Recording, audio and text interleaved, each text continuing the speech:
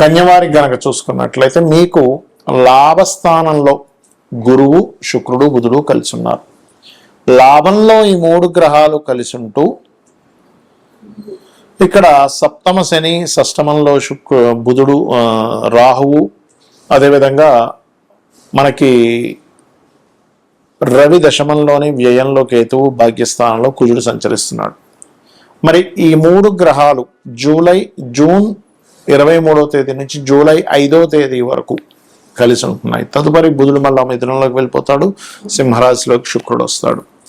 ఈ గ్రహాల యొక్క కలయిక మూలంగా మీకు కలిగేటువంటి ఫలితాలు ఏమిటి, ఏ దేవత ఆరాధన చేయాలి, ఇటువంటి విషయాల పట్ల బాగుంటుంది అనేటువంటి అంశాలు చెప్తుంది. నేనైనప్పటికీ చెప్పిస్తుంది సాక్షాత్ లలిత అమ్మవారిగా భావిస్తూ ఆ లలితాంబిక అమ్మవారి యొక్క అనుగ్రహం మీకు పరిపూర్ణంగా కలగాలన్న స్ఫూర్తి కోరుకుంటూ, ఇక్కడ ఎప్పుడైతే లాభభావంలో ఈ గ్రహాలు ఉన్నాయో, లాభంలో ఉండేటువంటి గ్రహాల యొక్క స్థితి ఎటువంటి ఫలితాలను ఇస్తుంది అని చెప్పి చూసుకున్నట్లయితే,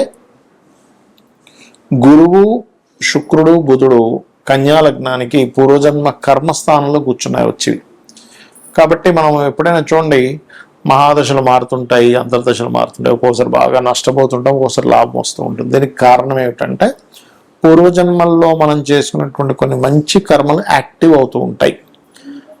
ఇలా ఎప్పుడైతే మీకు చంద్రరాశిలోకి అంటే మీ లగ్నం నుంచి ఏకాదశ స్థానంలోకి శుక్రుడు, గురువు, బుధుడు ముగ్గురు వచ్చి కూర్చున్నారో పూర్వజన్మ కర్మ విషయంలో కొంత పాజిటివ్ ఫలితాలు కూడా వస్తాయని మనం ఎక్స్పెక్ట్ చేయొచ్చు. వ్యాపార అభివృద్ధి ఉంటుంది, వివాహ సంబంధించిన విషయంలో స్లో అవుతుంది, లేట్ అవుతుంది, అవతల వాళ్ళు ఏం చెప్పట్లేదు అనుకునేటువంటి విషయాల్లో కాస్త ఆ యొక్క అంశాలు కూడా కొంతవరకు మీకు అనుకూలిస్తాయి చెప్పాలంటే.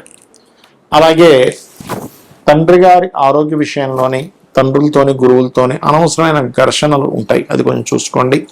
కాకపోతే ఏదైనా కొత్తగా ఇన్వెస్ట్మెంట్ చేసే విషయంలో మాత్రం ఖచ్చితంగా 100% చూసుకొని చేయండి. ఎందుకంటే ఇక్కడ ఈ దశమం అంటే భాగ్యస్థానంలో ఉండేటువంటి కుజుడు 12వ భావంలో ఉండే కేతువుని ఎప్పుడైతే వీక్షిస్తున్నాడో, ఇది జీవిత భాగస్వామితో కానీ, తండ్రి గారి ఆస్తి విషయంలోని, మరియు గురువులతోని లేనట్లయితే సుపీరియర్స్తో కూడా గొడవలను ఇస్తూ ఉంటుంది. అంటే మీకంటే మీ యొక్క జాబ్లో హైయర్ సుపీరియర్స్ ఉంటారు, వారితో కొంత ఘర్షణ అనేటువంటిది ఇస్తుంది ఇది. కాబట్టి ఈ విషయంలో చాలా జాగ్రత్తగా ఉండండి.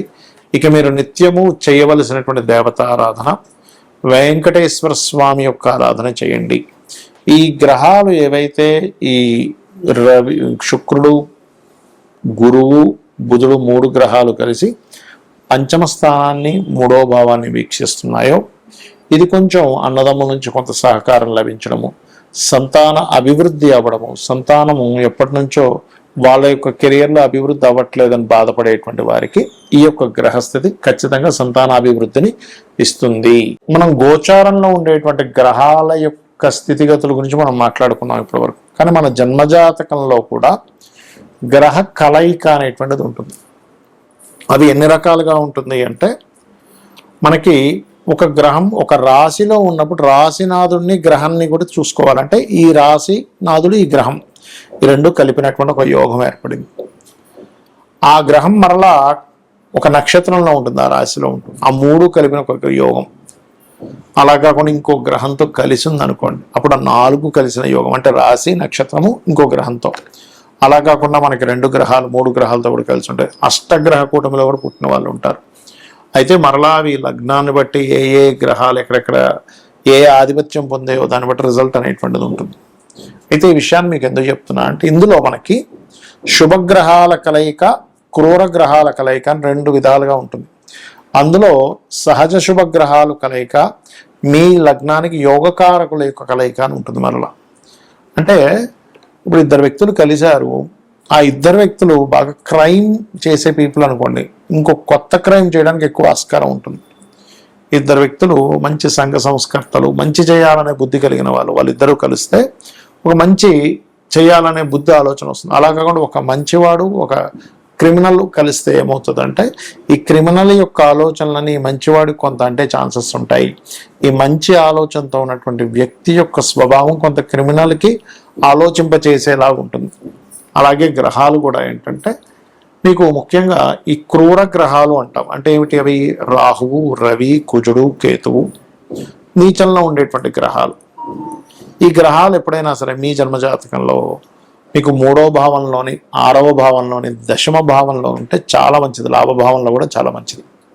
అంటే ఇక్కడ నేను మీకు ఈ విషయాన్ని ఎందుకు షేర్ చేస్తున్నానంటే ఈ గ్రహాల యొక్క కలయిక కొన్ని స్థానాల్లో మంచి ఫలితాలు ఇస్తుంది. అదేవిధంగా శుభగ్రహాలు అంటే గురువు, శుక్రుడు, బుధుడు, పూర్ణచంద్రుడు ఇవేవైతే ఉంటాయో ఈ గురు, శుక్ర, బుధ, పూర్ణచంద్రుడు అనేటువంటి గ్రహాలు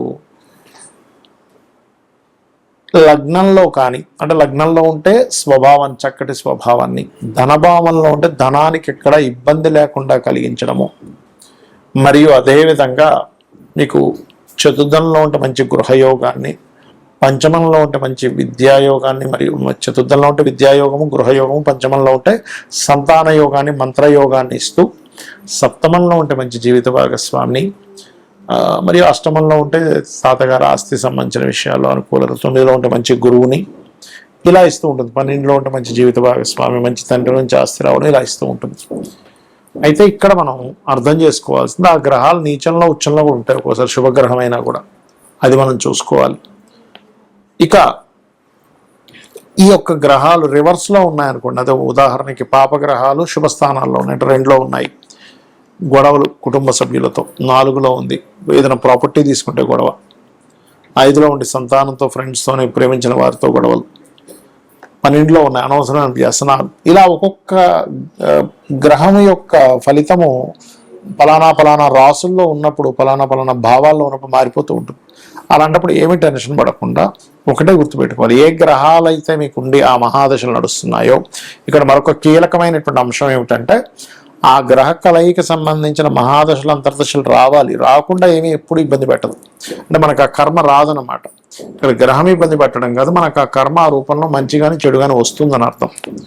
ఆ మహాదశలు, అంతర్దశలు వచ్చినప్పుడు మాత్రమే మీరు దాన్ని అర్థం చేసుకోవాలి, ఆలోచించాలి, దానికి సంబంధించిన రెమెడీ చేసుకోవాలి. అంటే దానం ఇవ్వడము, ఆ మంత్ర సాధన చేయడం చేస్తూ ఉంటారు. సో అయితే ఈ గ్రహాలు ముఖ్యంగా మనకి 3 గ్రహాలు గోచారంలో కలిసినందుకు దేశకాల పరిస్థితుల్లో కూడా అనేకమైన మార్పులు వస్తాయి. మనం గతంలో చాలా కాలం చెప్పుకుంటున్నాం. ఏమండి, మీకు ఈ యొక్క ధనపరమైనటువంటి విషయంలో అంటే రూపీ యొక్క రూపం మారనుంది అని చెప్పుకుంటున్నాం. అటువంటి వాటివి, మరియు విపరీతమైనటువంటి వర్షాలు, విపరీతమైనటువంటి ఎండలని చెప్పుకున్నాం. అదేవిధంగా విపరీతమైన వర్షాలు, ఎండలు కూడా పెరుగుతాయి. యుద్ధ సంబంధించింది పెరుగుతుంది. మరియు ఈ ప్రయాణ సంబంధించిన విషయాల్లో జలప్రలయాలు, భూకంపాలు పెరుగుతూనే ఉంటాయి మనకి. కాబట్టి ఈ నదీ స్నానాలకు వెళ్ళినటువంటి వారు, ఈ నదుల దగ్గర, సముద్రాల దగ్గర, అంటే నీటికి దగ్గరగా నివసించేటువంటి వారు చాలా కేర్గా ఉండాలి ఇప్పుడు ఉండేటువంటి కండిషన్స్ వల్ల. కాకపోతే 2 శుభగ్రహాలు వెళ్ళి కలిసినందుకు కొన్ని ప్రదేశాల్లో భూముల యొక్క రేట్లు పెరగడము, కొత్త వాహన సంబంధించిన విషయాల్లో కూడా కొంత అప్గ్రేడ్స్ రావడము, మరియు విద్యా సంబంధించిన విషయంలో కొన్ని ఎటువంటి మార్పులు అంటే విప్లవాత్మకమైన మార్పులు రావడము, కోర్టులు ఇచ్చేటువంటి తీర్పులు కూడా అసలు ఊహించాం. ఏంటిది ఇలాంటి తీర్పులు ఇస్తుంది ఏంటి కోర్టు అనేటువంటిది.